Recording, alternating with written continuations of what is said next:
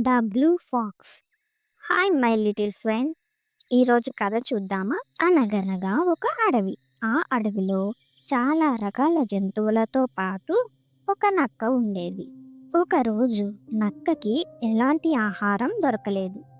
అడవి అంతా వెతుకుతూ ఒక ఊరి వైపుగా వెళ్ళిపోయింది.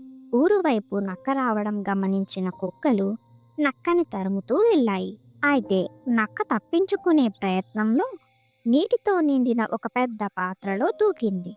పైకి రాకుండా ఆ నీటిలోనే దాక్కుని ఉంది.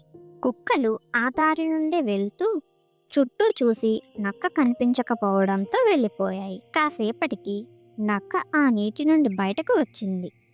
ఆ నీరు నీలం రంగులో ఉండడం వలన నక్క పూర్తిగా నీలం రంగులోకి మారిపోయింది. ఆ విధంగా నక్క కుక్కల బారి నుండి తప్పించుకొని అడవిలోకి వెళ్తుండగా ఒక నీటి కుంటలో తన ప్రతిబింబాన్ని చూసి ఆశ్చర్యపోయింది. వెంటనే నక్కకి ఒక ఆలోచన వచ్చింది.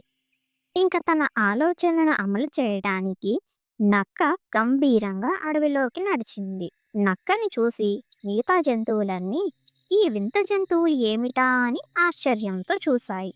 జంతువులన్నీ భూమికూడి ఒకరితో ఒకరు గుసగుసలాడుకున్నాయి. అలా భూమిగూడి ఉన్న జంతువుల దగ్గరికి నీలిరంగు నక్క వచ్చి ఒక రాయి మీద నిలబడి ఈ విధంగా ఉంది. అందరూ వినండి. నేను మీలాంటి సాధారణ జంతువుని కాదు. ఈ అడవిని పాలించటానికి దేవతలు నన్ను ఇక్కడకు పంపించారు. కనుక నేను కూడా దేవుడితో సమానం. నన్ను అంత మర్యాదగా చూసుకోవాలి. నా ఆజ్ఞలను పాటించాలి అని అంది. వెంటనే మిగిలిన జంతువులు భయంతో అంగీకరించాయి. ఇక ఆ రోజు మొదలు నీలిరంగు నక్క సకల మర్యాదలు చేయించుకొని నచ్చిన ఆహారం తినేది. ఇలా చాలా రోజులు గడిచాయి.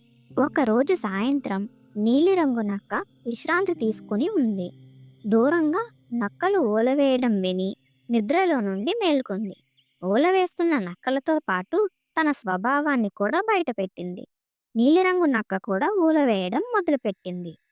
ఇంకా చుట్టుపక్కల ఉన్న జంతువులు ఆశ్చర్యపోయి అరుస్తూ నీలిరంగు నక్క మీదకు వెళ్ళాయి. ఇక అడవిలో జంతువులు నీలిరంగు నక్కని ఆ అడవి నుండి తరిమివేశాయి. ఆ రోజుతో నక్క తిరిగి అడవిలోనికి రాలేదు. ఈ కథతో మనకు తెలియాల్సిన నీతి ఏమిటంటే, ఒకరు మోసం చేస్తూ తమ నిజ స్వరూపాన్ని ఎక్కువ కాలం దాచలేరు. నిజం అన్నది ఎప్పటికైనా బయటపడుతుంది. తగిన పరిణామాలు అనుభవిస్తారు.